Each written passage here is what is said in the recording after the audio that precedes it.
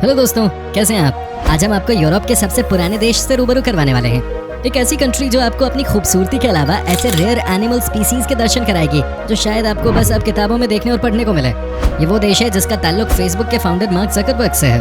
दोस्तों, हम उस देश की बात करने वाले हैं जिसका गोल्डन सैंड, सस्ते और किफायती रेस्टोरेंट्स, ब्यूटीफुल लैंडस्केप जैसी तमाम चीजें पूरे साल हजारों टूरिस्ट को यहाँ पहुँचने पर मजबूर करते हैं। आपको ज्यादा परेशान न करते हुए मैं आपको बता दूं, हम आज बात यूरोप के सबसे पुराने देश बुल्गारिया की करने वाले हैं। चलिए दोस्तों, फिर देर किस बात की, ले चलते हैं आपको इस शानदार कंट्री की एक शानदार सैर पर।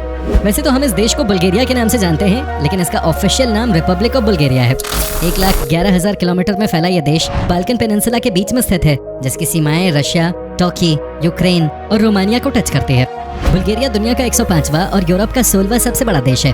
आकार के हिसाब से अगर हम भारतीयों की भाषा में बात करें तो यह हमारे राज्य तेलंगाना जितना बड़ा है। यह 28 स्टेट्स में डिवाइडेड है, जिसमें कुल 257 सिटीज हैं। बुल्गारिया की पॉपुलेशन लगभग 70 लाख के आसपास है और आबादी के हिसाब से यह दुनिया का 107वां और यूरोप का 21वां सबसे बड़ा देश है।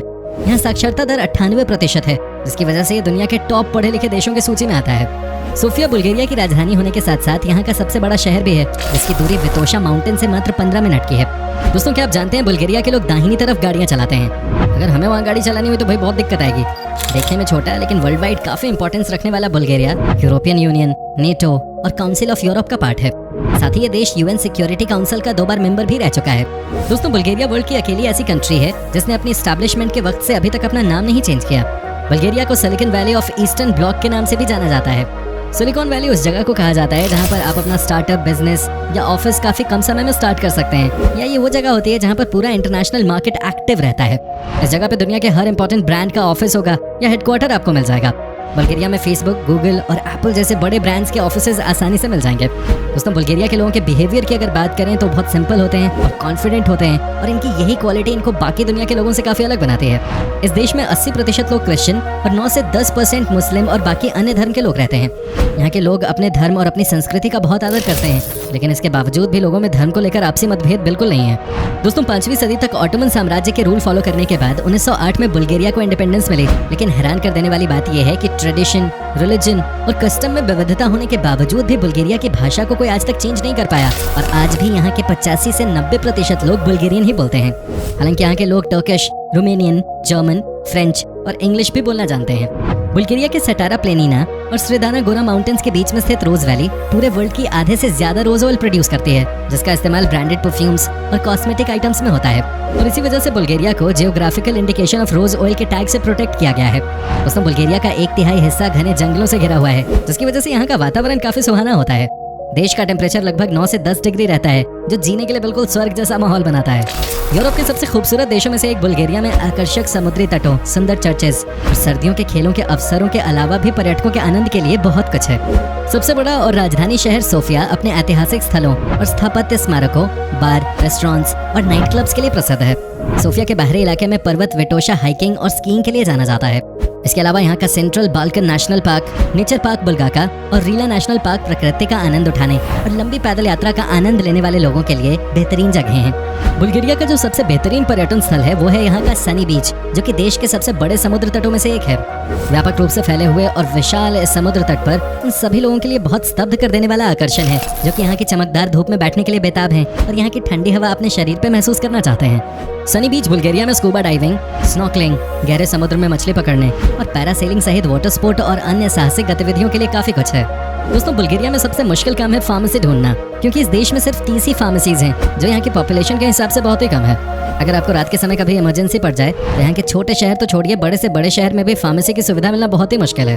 दोस्तों, अगर आप मेरी सलाह माने, जब कभी आप इस देश में ट्रैवल करने का प्लान करें तो सबसे पहले अपनी सारी इमरजेंसी मेडिसिन खुद साथ रखने के बाद ही पैकअप करें, वरना छोटे से सरदर्द के लिए डिस्प्रिन मिलना भी यहाँ मुश्किल हो सकता है। ये बात सुनकर आप बिल्कुल हैरान हो जाएंगे कि बुल्गारिया के वर्ना में वर्ल्ड का सबसे ओल्ड ट्रेजर 1972 में ढूंढा गया था।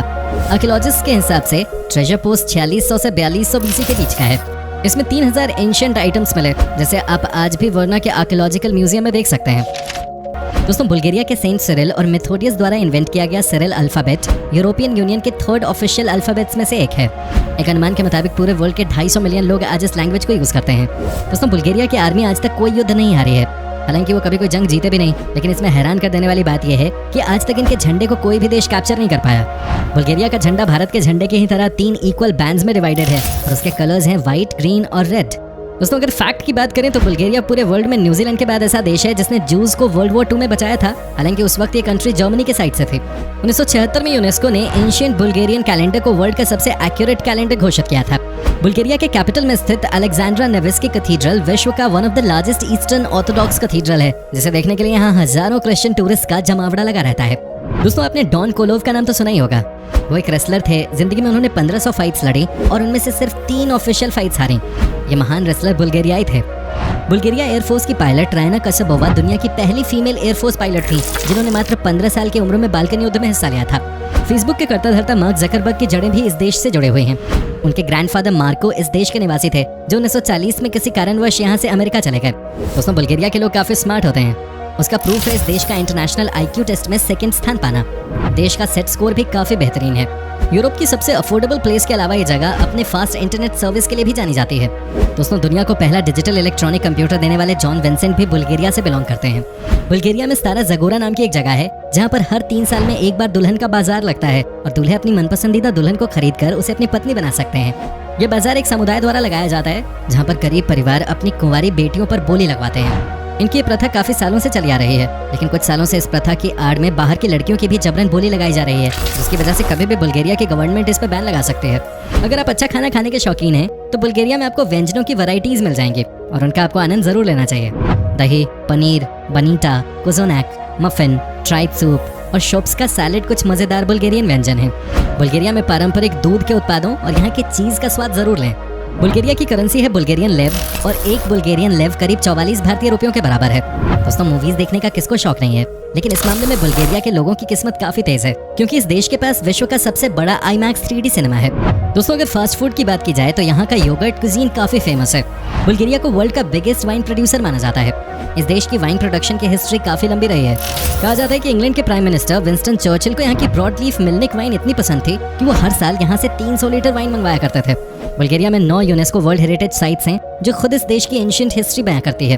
दोस्तों वैसे तो कैथोलिक क्रिश्चियंस के लिए क्रिसमस बिगेस्ट हॉलिडे माना जाता है, लेकिन बुल्गारियन लोगों के लिए सबसे बड़ा रिलीजियस हॉलिडे ईस्टर होता है। दोस्तों एक वर्ल्ड वाइड सर्वे में पाया गया है कि आइसलैंड के बाद पूरे यूरोप कॉन्टिनेंट में बुल्गारिया ऐसा दूसरा देश है जिसके पास सबसे ज्यादा मात्रा में नेचुरल मिनरल वाटर है। सर्दियों के मौसम में गांव से लेकर शहर तक पूरे बुल्गारिया में उत्सव मनाते हुए पुरुष, महिलाएं, यहाँ तक कि बच्चे भी हेवी बेल्स, विशाल टोपियों और मास्क से सजी अजीब पोशाक पहनते हैं, जिसे वो कुकेरी कहते हैं।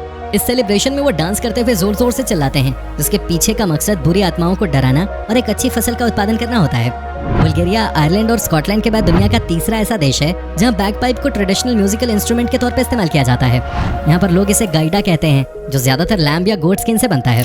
दोस्तों 14 फरवरी को जब पूरी दुनिया में वैलेंटाइंस डे मनाया जाता है, तब बुल्गारियन लोग ट्रिफोन जेरेजिन सेलिब्रेट कर रहे होते हैं।